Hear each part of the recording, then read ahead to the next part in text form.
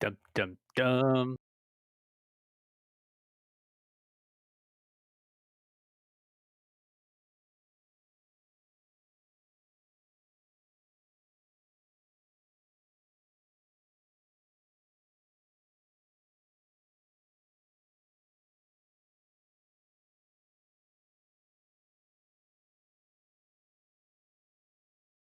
Good evening. Yay, Austin!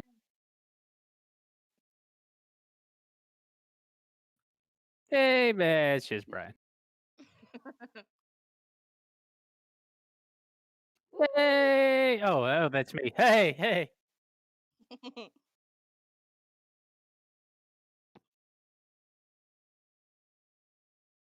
Hey! Woo!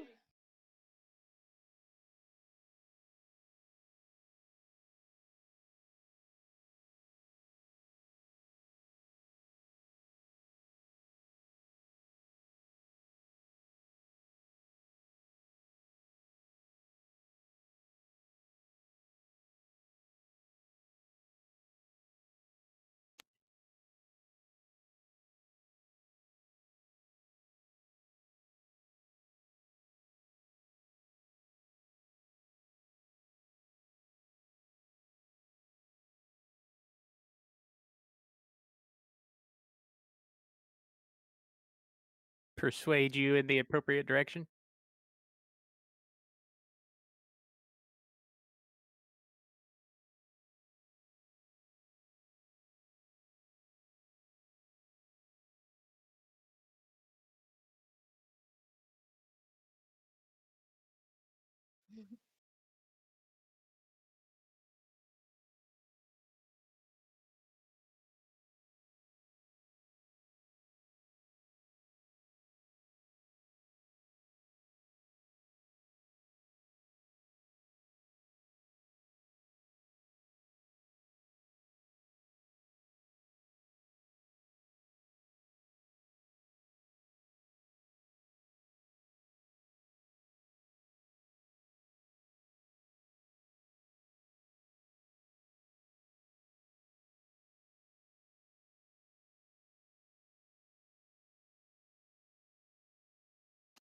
Oh.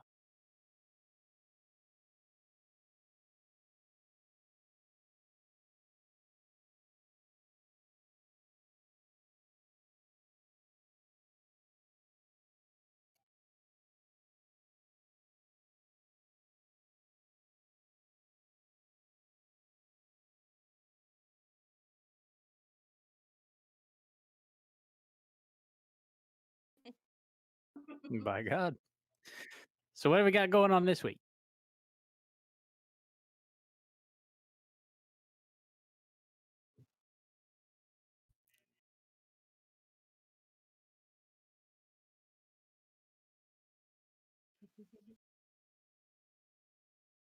You're kind of narrowing it down there.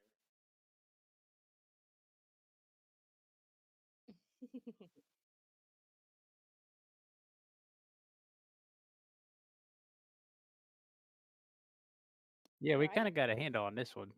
I think to start it off, you probably gotta go back to the very beginning of where it all starts, and is scheduling.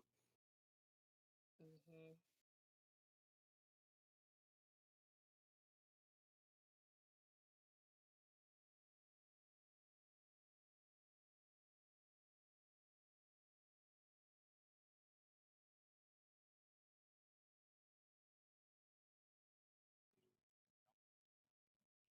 We start as soon as they get their schedules out, which is about late August in most cases.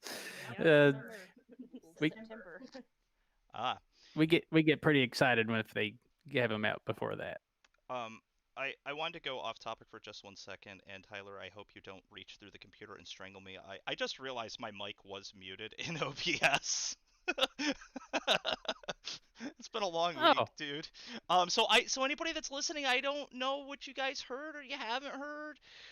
We're still kind of figuring out this whole like live stream podcast thing. I'm sorry, my bad. I'm not a This is streamer, why my dudes. it's called the Crypt of Confusion. Yes, this is why we call it the cryptid confusion because Brian's very confused. well, you still had audio, so I don't know. Yeah. Maybe it was working all right. Well, we had well, no, so I had you guys through, but chances are anybody listening did not have me. So like it's this Ah, really weird like just silence while I was talking. For anybody listening, we kind of just like touched on like I have apparently done some extreme horror. But that was about it. But this week, yes, we're talking about a day in the life, everything you never wanted to know. I made some stupid joke about alcoholism, and here we are. normal Brian stuff. Yeah, you know. And then we got into scheduling and how we normally like to get our schedules going. Early August, late July, ideally at the latest. But some hunts just don't have their schedules out that early, so sometimes we're still adjusting our schedule even into September, which is hunt season for us. I know there's some places where hunts aren't open that early, but here in the Ohio Valley area between Indiana, Ohio, Kentucky, they some of them start opening that first weekend of September. Mm. Yeah, and that's a good point, because like a lot of the ones up here, I don't think there's any in my immediate area that open before the first weekend in October. And on top of that, like, yeah, I want to be reaching out and talking to hunts at the end of August and like getting all my ducks in a row so that way I don't have to lose my freaking mind in September and like what do I do? Where do I go? Oh shit!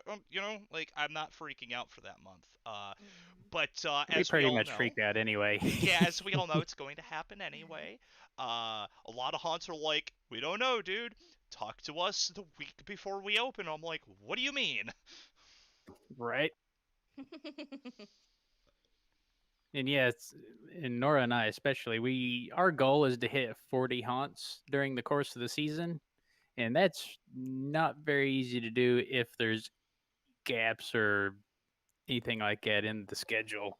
So like, and Nora can talk about this better than I can because I cannot create a hunt schedule. I cannot remember which hunts are open on which days and what their hours are and what preference they have on what week we visit them, which that's a whole nother topic that we'll get into because some of them don't like you coming on opening weekend. But yeah, it's definitely a challenge to fit that many in and juggle any weather emergencies that come up because you got to figure indoor versus outdoor. We can really get into some rabbit holes with this one. Oh yeah, yeah, absolutely. Mhm. And then that's the other thing too is you're talking about weather. I always like to have something in the back of my head about what's my contingency plan if a freak thunderstorm occurs and a haunt says we're not opening tonight for whatever reason. What do I do? Where am I going? Right. Am I staying home because like I don't know about you guys, I can't stay home on a weekend in No. October. It's just not Nope. physically possible for me. Um, Yeah, it's pretty difficult. yeah. Yeah. So Austin and Tiffany, because like apparently my audio just didn't exist on YouTube. You guys are joining us. Yay! Um, Yay! Yay! yay! Yeah. So how often do you or how early do you guys start planning? I For me, it's about the same. Like late July, early August, kind of as soon as I can get a hold of the Hans, just to let them know, give the information, see if they're interested. Now Austin had a little bit of a rough way to go last year because there really COVID took a pretty good impact on his neck of the woods, so there really wasn't that many options to choose from, was there? Not really. All the Hans, only ones that were open were two, and only one wanted to have a review. The other one couldn't open their indoor hunt, so wasn't able to review that one. So did my first drive-through haunted house, which was a unique experience in itself. Was it? It sounded really good from the review. We were just like, dang, we want to go to New Mexico. Yeah. Wait, so, like, what did they considering- do? Like, now I'm really curious. So it was, I think, like a mile and a half long. So it was like a here. There's a lot of the Native American casinos, so it was set up in one of their parking lots. So basically, you set the radio station. They had their own customized radio station. I think they worked with RFID or something that it changed with the scenes, and then it would kind of snake through. You drive through like almost like road flares. They look like LED lights through the pass, and then they had kind of like drive-through scenes with like some cheesecloth over it and fog that you drove through. So it was very tight corner. Luckily, I have a really small car, but yeah, it was interesting. You had to wear a mask if your windows are down, and then the actors would kind of come up. You just had to make sure not to run over the actors or drive too fast because it was kind of like 5 miles or less for the speed limit through the whole thing. Yeah, we're constantly driving through. Yeah, that's something that I had thought of, because like how, like, how scary was it? Because like, how do you make sure that nobody runs over your actors, right? And that's kind of one of the things that a lot of haunts grappled with. They were like, yeah, we could do this drive-through thing, but we don't want our people to get run over. That was one Yeah, you part had of the to- review I remembered real clearly. He's like, make sure you cover the brake and not the gas pedal because they got him once and he jabbed on the brake real quick. That was funny. Real crash actor of the sets. Yeah, it was. You had to have your lights on too, so the actors kind of had to figure out where your headlights were and where they could kind of still pop out and get the scare without being seen clear as day in front of you. So a lot of unique hiding spots and kind of ways so you couldn't look to your left or right the other cars and see where the scares are coming from. So Yeah, it was unique. It was the haunt itself. Hopefully they open because from what I read, they're supposed to be one of the longest ones in the U.S. So hopefully this year they'll be in full show mode. But it's Dragon's House of Terror. I believe it was a Mile of Terror this last year. That's cool how they were able to pivot like that. Yeah, that's really good on their end. One of the haunts up here was going to do. They had talked about doing a drive-through Taipan similar to that, and I was like, wow, that sounds cool. And then they turned it into. So then they started working with like Dunkin' Donuts as a sponsor.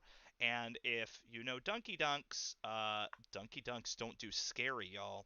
So because Dunky Dunks is for your basic average white woman, right? So, uh, yeah, like, so, Dunky Dunks, and I think one of the credit unions, whatever, sponsored it, and so, like, I don't know, it was family friendly, and I thought, okay, whatever, I'll bring my kid, because she doesn't like super scary stuff. It'll be a fun thing, right? I don't, it costs like $15, and I'm like, this better be good. They advertised it as a mile. I reset my trip odometer on my car, and it was not a mile. Um, like from where you pull off the road onto, because it was at a park, and so like you're on the little parkway, where pedestrians normally will like run or bike or whatever. Um, so like you drove around in that portion for what they called a mile, but no, it wasn't. And it was really bad. Like, even my daughter, who is terrified of scary things and loves this kitschy sort of, gay Halloween kind of theme, uh, we're driving through and there's a radio station playing the Monster Mash or whatever. And I hear this voice come out of the back seat going, "Daddy, this sucks." and I wanted to turn around to tell her to watch her mouth, but I'm like, yeah, you're right. Right. Well, don't want to get off topic for too long, but so once we got haunts figured out, which ones we're going to, and we're starting to get them on the schedule. Say what was it? We skipped Tiffany on asking her. Oh yeah, Tiffany. I was gonna ask Tiffany the next question, which was, how do you figure out, like the sequence of haunts that you go to? But this is her first year reviewing for us, so I don't know what she would do. But I could do both. look at that. There you go. So, the first part of prepping, particularly like being around haunts, they start announcing them in July, except Pacific Northwest is special snowflake territory in that we don't actually open until October, the month of, which I'm used to like Midwest scheduling. So I'm used to September being like, come on, you guys, like there has to be something going on. Particularly like last year, wait, no, I think it was last year. Friday the 13th fell in September, and I was like, it just makes sense to be open in September, but that's not the case. They wait until October. So even though they announce them early, I could get that. I kind of was really lucky last year. Well, lucky is a weird word, but um Washington originally specifically banned all haunted houses, and then later the agro-tourism group, like all the farms in the area, basically petitioned the state to open as long as they were like had their corn maze and stuff like that. And that came out in about August. So there were like these haunts that were farm haunts that we could go to in Washington, but everything else was shut down for the year. And that kind of really cut down what we were able to visit. Mhm. But as of like a normal year of what we're able to like go ahead and review, and particularly like ones that want us, like we had farm hunts, like we were able to visit three of them, and they were conveniently not located anywhere near each other, which is okay. But we had to definitely like scramble into like, okay, we could do like these two kind of together on the same night, and then this one we'll just have to do a separate weekend. But I had a Portland area haunt get a hold of me and want me to visit, and that was just one that we couldn't really configure in our schedule, just because that would be a 2-hour drive down to Portland to go to one haunt, and then a 2-hour drive back. So it'd be a 4-hour round trip just to go to one haunt, and I wasn't able to like double dip anywhere. Um, which was unfortunate because it would be interesting to see like how they pivoted and changed for 2020. Right, right. And I'd say that's one of our most difficult things, probably all of us, is we try to, as a site, prioritize review requests from haunts over just kind of having to pick places to go. And a lot of times we'll have ones that are kind of off the path by themselves, and it's really hard to pair them with anybody. And if they're not near a team, like I know we've got one on our request list that's been on there for several years, and they're like 6 hours away from all of us, but they are out in the middle of nowhere. And there's nothing else out there that us reviewers would be able to review while we're there. So it's going to be a pretty hard one to get. Yeah, and that's that's something I noticed this past year too was there was one haunt in my area that had requested a review, and they were not open this last year. So prioritization just went out the window. That's all right, wherever I want to go now. Um, Right. which it's kind of nice, right? Uh, but like you guys were talking about prioritizing and like what weekends do you do certain haunts and all that, and I'm kind of lucky in that I know where all the haunts are in my particular area. Tyler, nor you guys know because you've been doing it for so many years and you've been to all of them. You guys know all of the owners and whatever. But like, yeah, I know where all of them are. So when I think like, oh, I want to do Demon Acres, what's also near Demon Acres? Well, I can do this one and that one and the other, Mm-hmm. and then day Exactly. of, about noon, day of, I'm looking at what order am I doing those in? How do I hit these the most efficiently? Normally, we pick the one that's furthest away first, and then that way, when we finish up at the last haunt, we're closer to home. But that could be skewed by What time they time open? they open exactly, and then if there's any weather issues, you might have to just totally skip one night. There's all kinds of factors. We've sometimes made like a big, not a triangle, but more like a star where it would make sense to hit all these haunts in a row, but we had to hit the one closest to us first, then the one furthest, and then the one in the middle, and then come back home. And even the haunts are like, why did you do that way, and it's like, well, because this one closes at 1 a.m. and this one opened at 7, so we needed to hit the 7 a.m. one first because everybody or 7 And this p.m. one first. didn't want us to go to them very first in the night, so we had to make them not first. And Mhm. Yeah. I'd say the opening night thing is definitely hard for us all, and we understand it.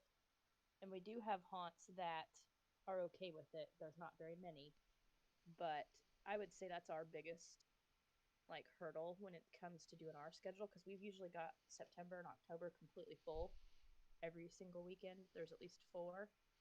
So when one haunt opens earlier than the rest and they're like, yeah, we don't want you to come opening weekend or the second weekend, it starts getting pretty difficult to get all those haunts in there. Yeah, and that's terrible slash pet peeve. yeah. So I think that's actually a really good segue into like, day of. Like what so what does everybody's day look like? When does your haunt day begin? Ours begins when we're done submitting reviews for the day. Because Yeah. a lot of people probably don't know that, but a lot of, no reviews get posted to the Scare Factor without Nora and or I looking at them and proofreading them and actually making, clicking the go live button on the site. So, and because we have so many teams now, we're doing that usually well into, and sometimes on the way to the haunts. Some teams are turning them in real last minute. I'm not pointing any fingers, but I don't know what you're talking about. I get mine done in 48 right, hours. right. That is wonderful when they come in that early, as long as they're long enough. But that's the thing too that we was. I don't want to get scrolled on that too long, but it don't matter if it's a 3-minute haunt or a 30-minute haunt or a 3-hour haunt. They all have a minimum review requirement, so that's part of the day in the life too. Is just getting the things reviewed. But I guess that's at the end and not here at the beginning. But Yeah. so we're working on that kind of stuff in the laptop, even on the car. Sometimes we'll hit the road at 1 to 2 to 3 o'clock, depending on how far away we're going. Like if we're going 3, 4, 5 hours away, sometimes we're not leaving until 5 or 6 o'clock or 7. Yeah, for us, we have about 15 haunts that we hit every year that are about an hour from us, but all the rest of them are over 2 hours. So we do leave a lot at 1 o'clock, and our day begins. We got to eat something after we're doing whatever, and most of the time, we put on like 20 pounds during hot season because we're eating McDonald's in the car while we're driving, or while we're, You got we some always. pictures floating around somewhere. Yeah, we're eating burgers and knee driving the steering wheel. I feel personally attacked. But yeah, so Tyler and I audio record. Some of our teams do, and some don't. So generally, we're in the car. We've got the laptop. We've got food. We've got tons of energy drinks because we can't make it home without them. And we'll usually get to the first haunt, and Tyler will go, "Oh, I don't have," or I left the headphones at home, or whatever. So, what? I didn't hear you. Your microphone's real far. Oh, can you hear me now? We got you. Yes. Now I squirreled and forgot where I was at. He's talking about having to stop and get recorders because I always forget them. Yep. Tyler always forgets the recorders, and we like to use the recorders to get accurate timing, and we make notes, and it just helps to have them for all of them if they're okay with it. So we usually have to make a short run to Walmart, and then we always call them Team Zombillies trips. If you ride with us in the car, even if it's a haunt we've been to 100 times, we will make a wrong turn. Absolutely. It's almost Even if a goal we, at this point. yeah, Google she just stops talking at some point instead of, hey, make a U-turn here, make a U-turn here. She just shuts up because she knows we're gonna do it. She shrugs her shoulders. She's like, whatever. I don't know where you guys are going anymore. Yeah, I'll just wait on you to decide where you're going, then I'll jump in. Yeah, So that's after we finish making our errands and actually get to a haunt, we're making sure we get all the recorders hooked up. Sometimes I'll even use a lapel and I'll keep the wire tucked down inside my shirt so the actors don't see it because they get stage fright whenever they see recording devices because that's like, it's not rule number one. Rule number one's no running. Rule number two is no pictures or video. So yeah, they get a little skittish when they see microphones. So uh, We do usually try to talk to a haunt owner or at least somebody at the ticket booth, some kind of manager, to let them know we're there and get a little bit of the nuts and bolts if there's anything new for the year. If it's a brand new haunt, we've got a little series of questions we like to ask them, like what's your theme and how did you get started and all that good stuff. And we always like to include that whenever we can. And then after that, it's just getting a feel of the place, getting in line, and getting ready to go through the haunt. Yeah, that's my day is actually quite similar to that. My haunt day usually begins at about noon, and that's when I'm basically doing my pre-flight for that night. So, I'm checking the weather. I'm making sure that it's going to be clear skies. If we're expecting rain, I need to know about that because I am the absolute worst when it comes to rain. I am miserable and I will let you know all about it. Yeah, no, I'm not fun to be with when I'm soaking wet and cold. Um, I can't imagine anybody else is, either, but yeah. Are you the reason why there's the saying "madder than a wet hen"? Uh, yeah, I think that it's describing me. Um, yeah, no, like if I don't mind being in the rain at all. Like I served in the army. Uh, you know, in the military, you learn this phrase, and it is "embrace the suck." And like, yeah, I've had to embrace the suck before. Sounds Working in totally a haunt, relevant. yeah, if it's gonna rain, it's gonna be cold, it's whatever. Like your costume may not be good enough for the conditions that may be present. I, luckily enough, working in a haunt, was always inside, but you need to be aware: is it gonna be abnormally cold because it's not heated? Um, Right. you got to be ready for that sort of thing. So yeah, I'm checking the weather, making sure that everything's gonna go as planned. If anybody's got any sudden cancellations, I need to know about that because I gotta be ready to roll on Plan B. Um, it's at about noon. Very true. Also, I'm contacting the rest of my team and nagging the shit out of them to get their asses in gear, get their shit together, put it in a backpack, and take it to the shit store and whatever they need to do with it, but they need to get their shit together. Um, Right. We used to have a crew that would roll with us, and it's dwindled down to just Nora and I for a reason. yeah, yeah. And then the other big part of that too is at about noon or 1 o'clock, I'm looking at what order are we hitting these haunts in, and how am I getting there? I crossing my fingers, knocking on wood.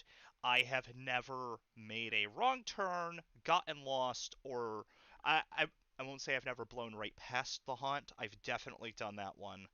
Um, but like I generally get to it and we go flying by at 70 miles an hour, going, "Oh, there it is." Right. We've done that a few times, yeah. Yeah. Um. Making notes on poor signage. Yeah. Yeah, Well, because and Brian's it's never making wrong turns. We need to ride with him a little bit. yeah. Well, so Right. but here's I'm the like, thing. wait a minute. Not But making any wrong turns. Something's wrong here. I've never made a wrong turn. I've always gotten there. I may go speeding past it because I'm not paying attention as I'm coming up the road. There might be 1,000 signs that are like, haunted house ahead, turn right for the haunted house, and I'm like, yeah, let's go, man. Right? Um, This normally where both Wit and Dan are like on me in the car, so I always drive, but I'm night blind, ooh. and Me they're very too. much like, dude, sign, like lights, tons of lights. I'm like, I can't see. Oh, is that it? I thought that was the sun.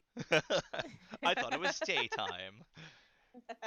Yeah, We do but the same thing. I'm like, Tyler, you're supposed to turn back there. yeah, yeah. I'm like, oh, that was the haunt. But I don't ever make a wrong turn. This past year I went to Salem, Massachusetts, for the first time ever in my life. I had a great time. It was wonderful.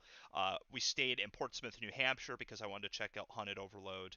But I rode with a friend of mine, and she, as soon as when she picked me up the morning that we left, she, had like Google. She's like, all right, what's the hotel's address? I'm like, don't worry about that. Just get on the thruway.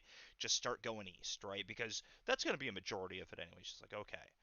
And I mean, we went all the way through, like, we got all the way almost to Boston. I'm like, okay, you're going to take exit whatever onto the outer loop. We're going around Boston, then we're getting back onto 90. We're going to get onto the Blue Star uh, toll road, and that's going to take us, as soon as we cross the New Hampshire line, it's the first exit. That's our hotel. And she's like, how do you know this? Have you been here before? I said, no, this is the first time. She goes, how do you know that? And I said, because I did my homework. Mm-hmm. um, Right. so, like, I can go somewhere as long as I've done that research. I, but I'm also lucky. I have a really good sense of direction. Mm. You know, That's it's, helpful.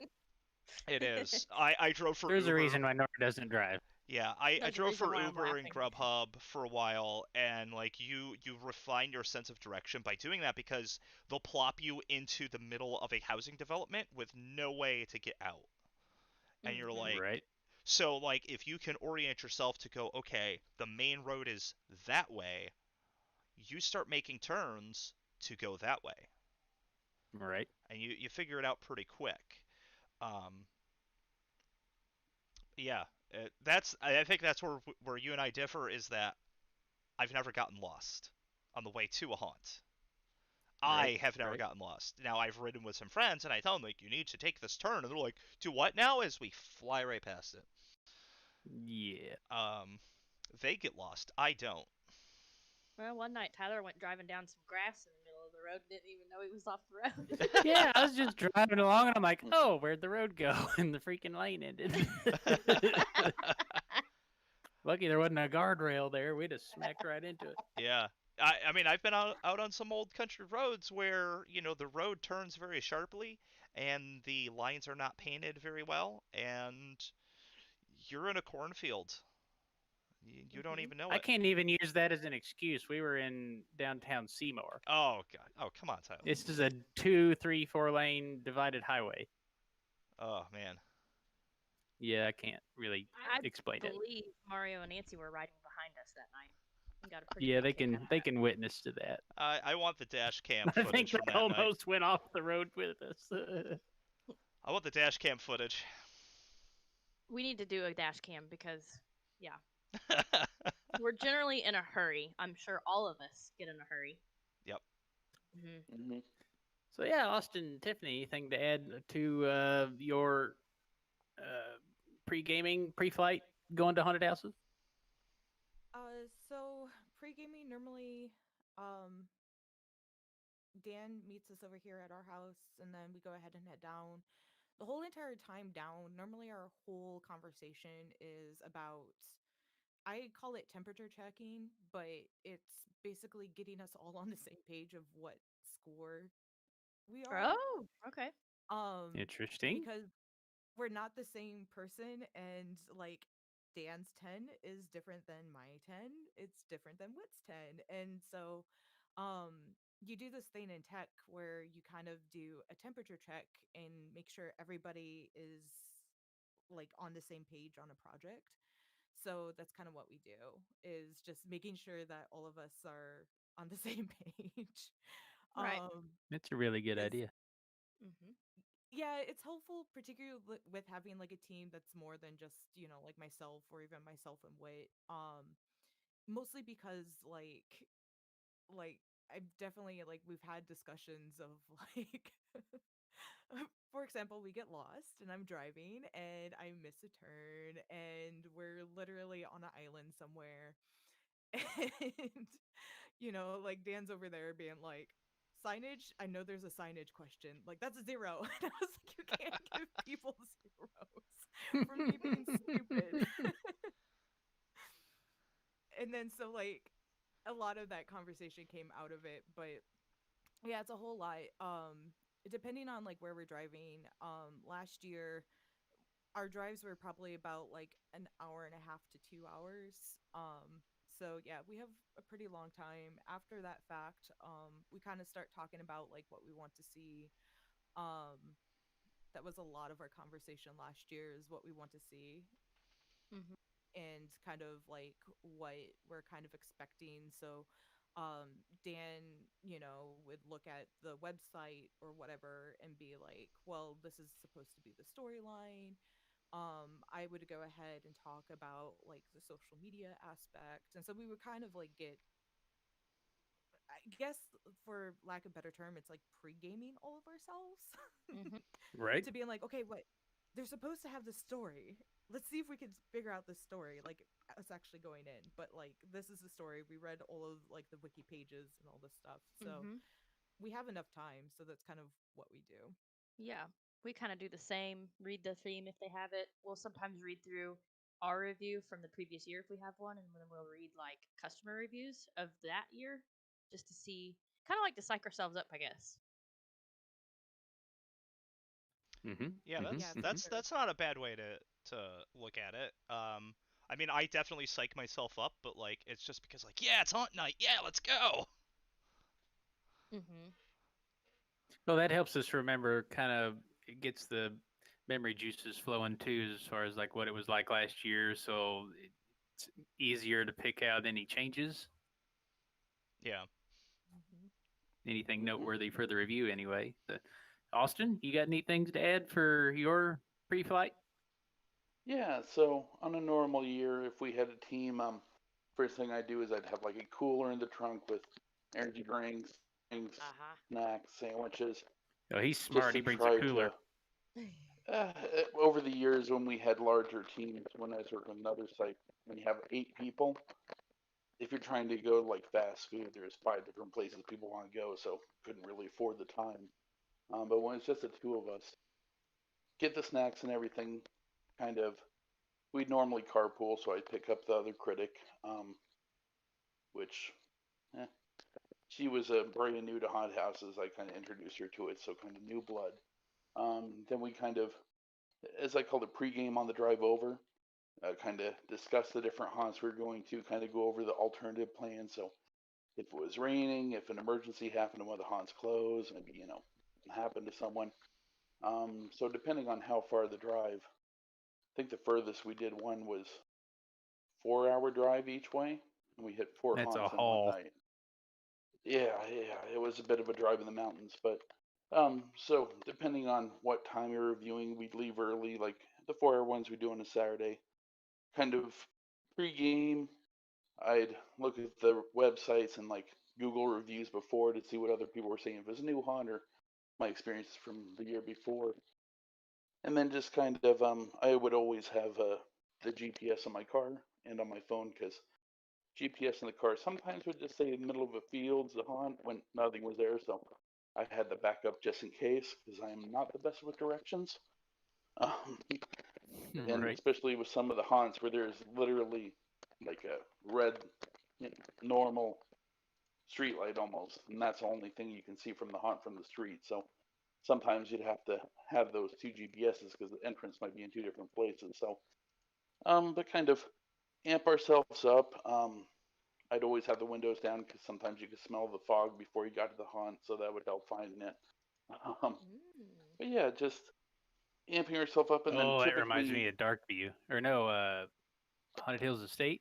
Which one was it we went to that had fog rolling down into the road down the hill? It That was was Haunted Hills hard. Estate. Yeah. Mm-hmm.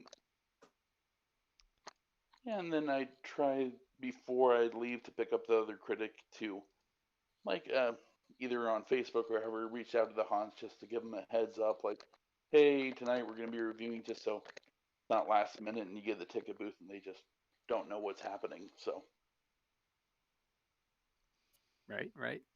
So let's segue into some of the things we experience while we're inside the haunted houses as reviewers. Brian, you want to lead us Um, off?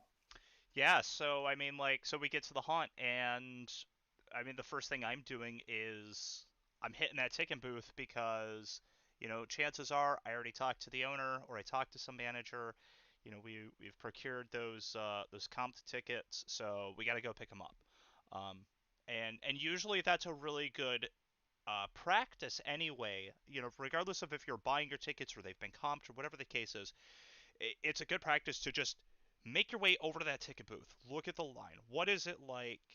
Because that's giving me insight to all these auxiliary kind of these ancillary operations that we do talk about in the review. And I put myself in the shoes of somebody standing in that line if I'm not standing in that line already. So I look at it and I go, wow, that line's really long. Why is it so long? Well, oh, that's why they only have one window open and it's their busiest night of the year. Right. So like I'm looking at that, I'm checking that sort of thing out. I'm also taking note of if they have any sort of um concessions, gift shops, a common area. Do they have a fire pit? Do they have movies going? Is there music? What's going on around me before I actually set foot in an attraction? Sometimes while the rest of my team is using the restroom or whatever, I'm poking through their gift shop just to see what sorts of things they have, and I'm never surprised because it's always the same crap. It's always hoodies, t-shirts, and shot glasses.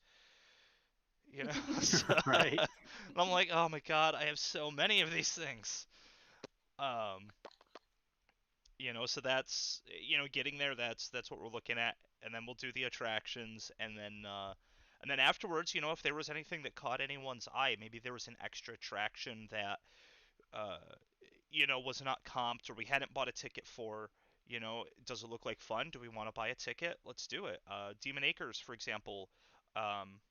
We did get comped on everything VIP, but it was like, yeah, let's do the escape rooms. They asked us at the ticket, but they're like, "You want the escape room tickets too?" And we're like, "Sure, why not?" And Yeah, that's something we do too. We like to, whenever time allows, we like to take advantage of any offerings that they have. That way, we can make sure we don't forget anything, and we include it all in the review. And going through and doing it all, like the escape rooms and all that, is one of the easiest ways to remember it. yeah, yeah, and the other thing too is like, you check out the vendors for their concessions. Is it a local business that has contracted with them, or is it being run by the haunt itself? Usually, I will make it a point to get a small bite to eat if it's a local business that I know a lot about and I know their quality is good because like I like supporting those local businesses.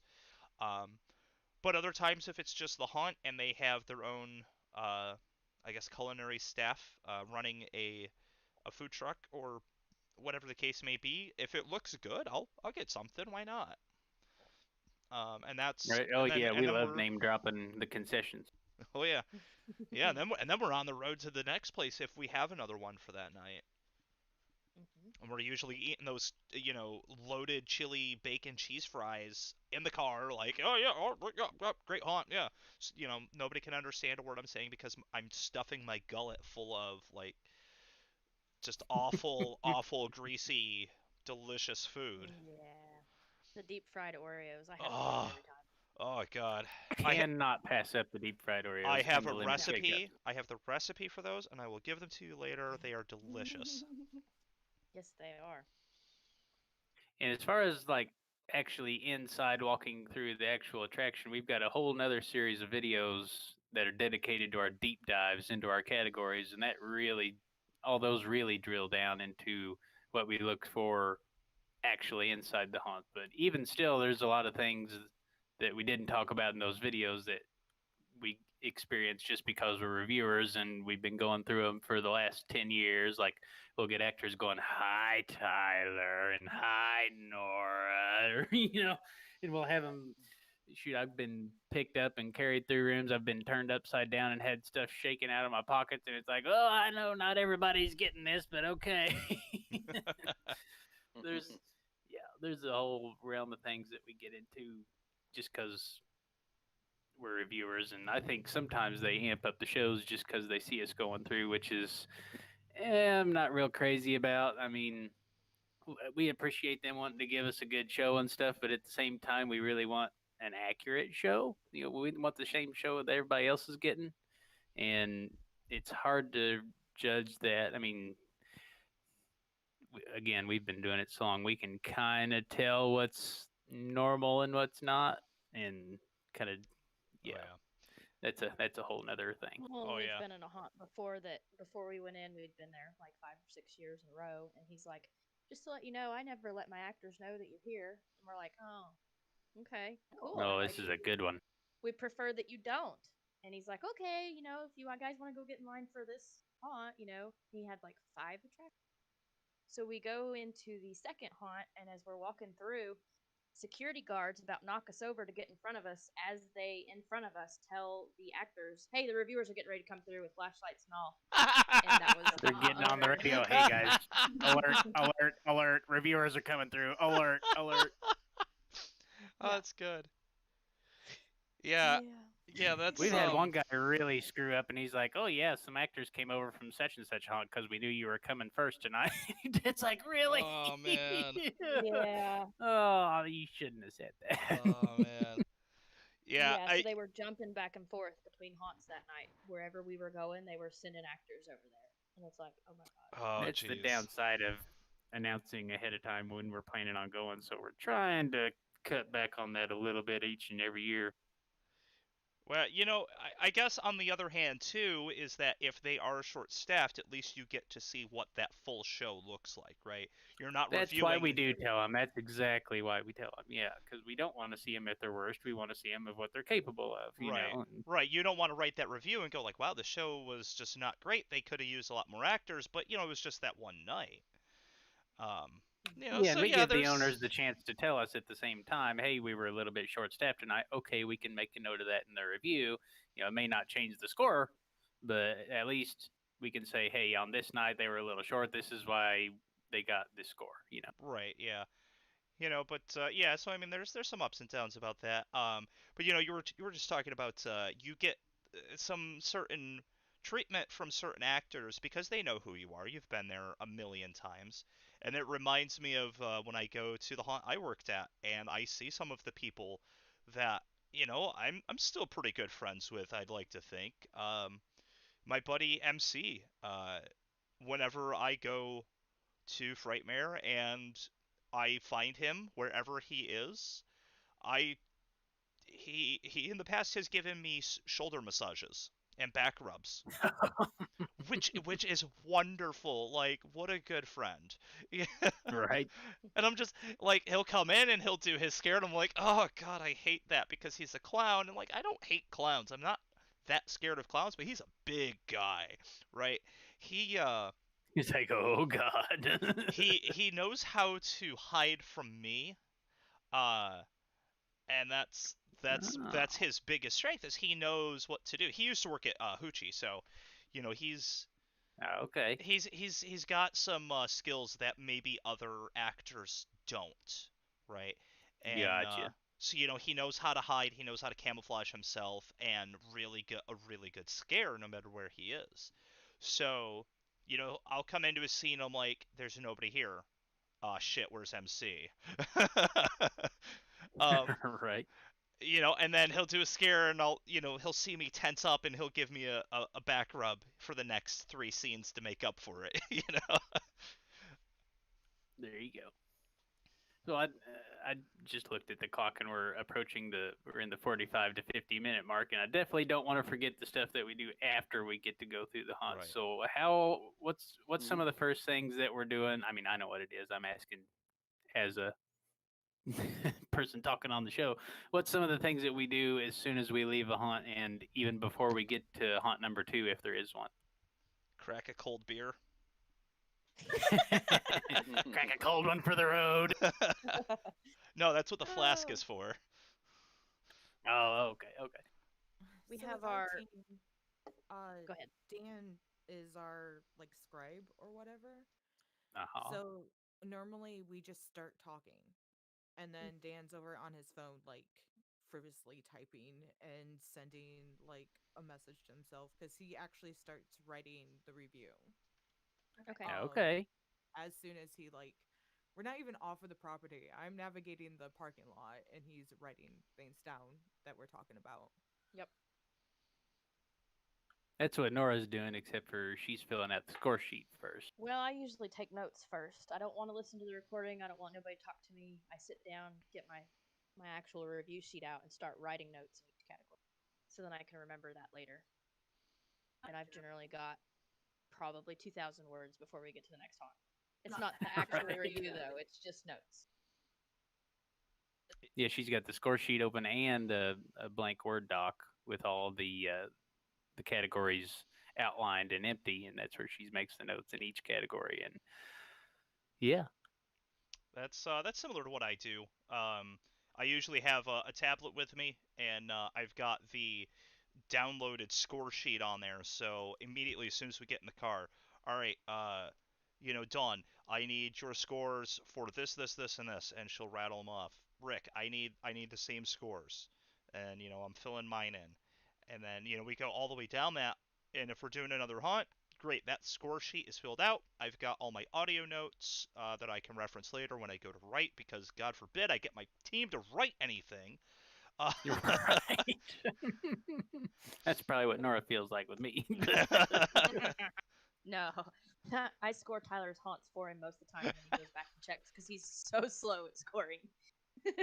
It's just better for me. I have a really tough time multitasking with that while I'm driving, and because I like to think about each and every question for like 5 minutes and re-walk through the entire haunt and fine tune my score for the whole thing. And no, when you've only got a 10-minute drive to the next haunt, there ain't enough time for that, and there's 40 questions to fill out. And for those of you that are listening, if you don't know what our score sheet is, each of our teams have this really elaborate Excel sheet, and each of our 8 review categories have a bunch of sub questions under them, which are covered in the deep dive videos. And each question and category is scored based on that score sheet. We give a 1 to 10 on everything, and that's how we get our scores. So that's what we're talking about when we say score sheet. Tiffany, go. What do you do after the hunt? Go, Tiffany. I'm over here. Yeah, so what do I do after the hunt? Normally, I'm the one in the vehicle, and then I'm driving the conversation. And Is everybody else on top of the vehicle? yeah, actually, they just pile on. I do have a smart car, so that does make sense. But Smart yeah, enough not to let everybody else inside. Got it. it only seats 2 people, 3 if you get inventive. Is that the one that looks like the Fisher Price Cozy Coupe? Yes. Oh, nice. I love it. Yeah, it's really, yeah, I've taken it on way too many farms, and I'm actually surprised it still goes to like through farm and tractor treads. Anyway, so normally again I'm driving, and the guys are talking with themselves. Dan's doing all of the recording. I normally have to like pipe in kind of like with like each of the topics, because they'll get really like focused on like one thing, or they'll start debating. Like I remember there was this one, and they were like talking a lot in depth about costume, and that was the only thing that they were talking about, was just the costume of this one haunt. And I was like, okay, well, this is good. We got costume covered. I have a lot of stuff. And the more ironic thing is that like I'm the one that like writes the review, and then Dan proofreads it. Um and so like I have to like make everything into a narrative, and like all I remember the conversation being is the guys talking about costume for, a good 30 minutes after we left the haunt. So like a lot of the questions would be like things of like, okay, so customer service, what did you guys pick up? And like I would try to keep them touching all like 7 topics, or like all of the topics, instead of just focusing on like one section. But that's kind of like all that we do. And then afterwards, like actually getting home, particularly last year, like we only have 2 haunts that we visited on the same weekend. Everything else was really leisurely. Like, we only went to like 1 haunt. Other than that, so like we had a lot of time to like write things and plan stuff out. But yeah, normally the follow up is like me a couple days after, like peening Dan or peening Wit of like, okay, I need you guys to fill out your scorecards. You didn't fill out your scorecard. Please fill out your scorecard. Please fill out your score. You sound like my manager. Everybody, please fill out your time cards. Please make sure you're clocking in and out, because you won't get paid if you don't. Yep. And don't fill it out too fast. That's pretty much like that of like I noticed that you started filling it out like cuz like Whit will go ahead and like jump in and kind of like what you guys were describing earlier, he'll like put in some like initial scores, but he won't like finish like the full category, which drives me up a wall. Cause like I'm over here trying to write it, and then I'm like thinking that he did his score because there's like a weird partial score that's in our drive, like our share drive, and there isn't. So normally, it's me going back to him or going back to Dan and being like, dudes, I need you guys to fill this out before I start talking about things. And then I also need you guys to. So we have this shared document. And like I said, Dan writes a lot of like the scribe stuff, but there's also comments on the shared document, like if they want to bring up like a situation that they had, or like, for example, if they're talking 30 minutes about a costume, like they could add their like blurbs, and it kind of helps me with writing the narrative because then when I'm working on like the costume section, like I have Wit's experience, I have Dan's experience, so it's not just my experience. I'm just the one that makes it actually readable and not a bulleted list. That's kind of like my role.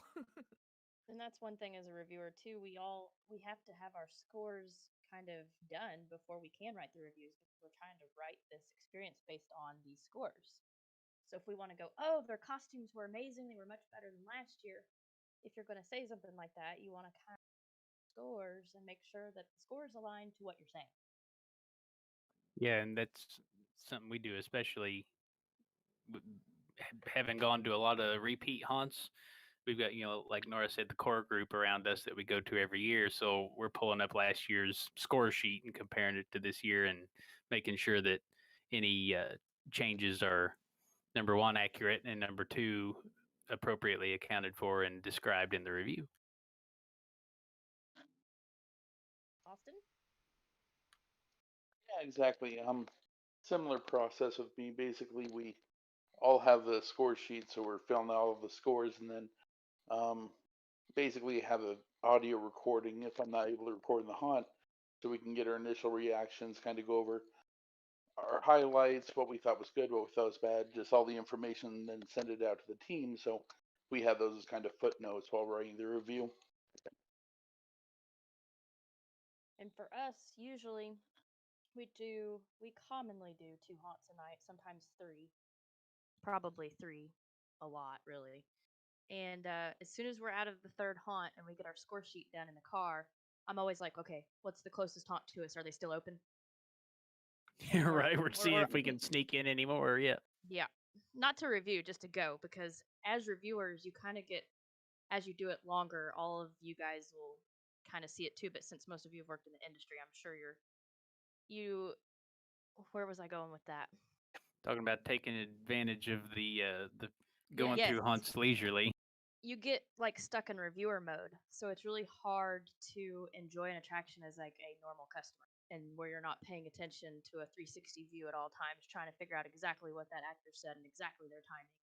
Did that drop panel make sense, and were they hiding in the right spot? So we always try to like add a leisure trip, I guess you could say, to our review night, just because it kind of helps keep us sane during season, honestly. No, for sure. If we're usually able to get probably 3 to 4 extras in that we just didn't coordinate with anybody, didn't give them any notice. We didn't, so we pay our own way.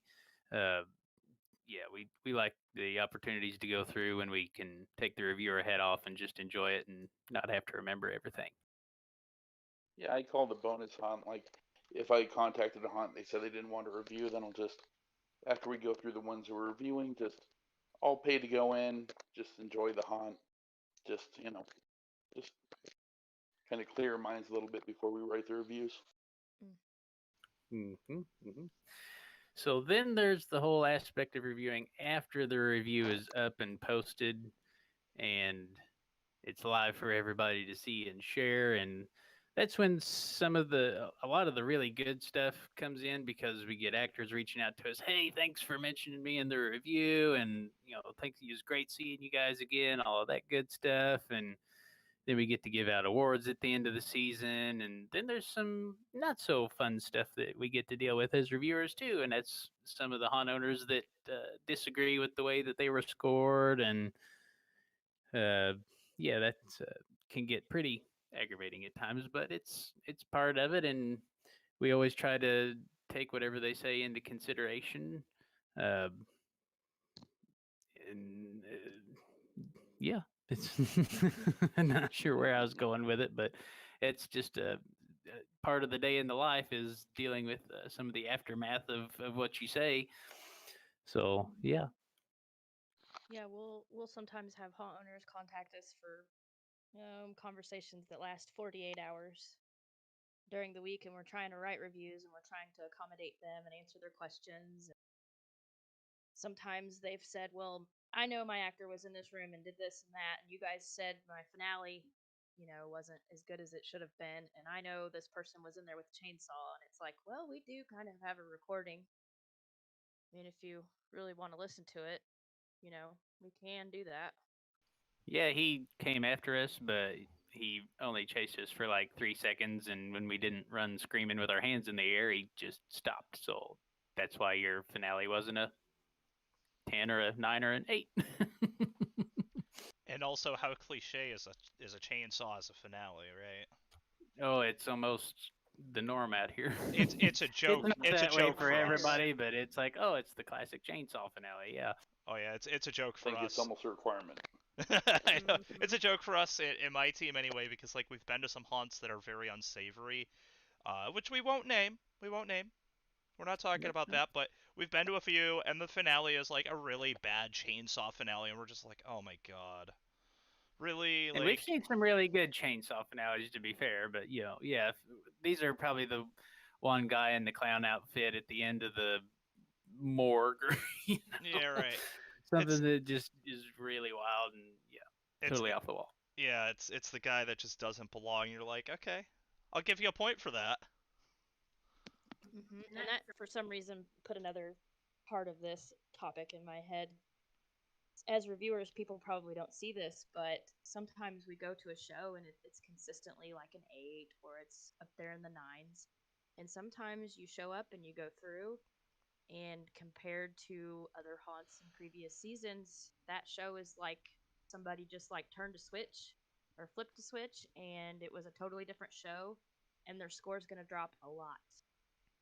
And we've gotten back to the car. I've almost cried in the car because I was so upset that a haunt had gone from being so good to basically bad in a year time. And you're like, as a reviewer, we do get banned from haunts. We get not invited back, and you don't want to have to take a haunt and drop a score like that, but it happens, and we have to be honest.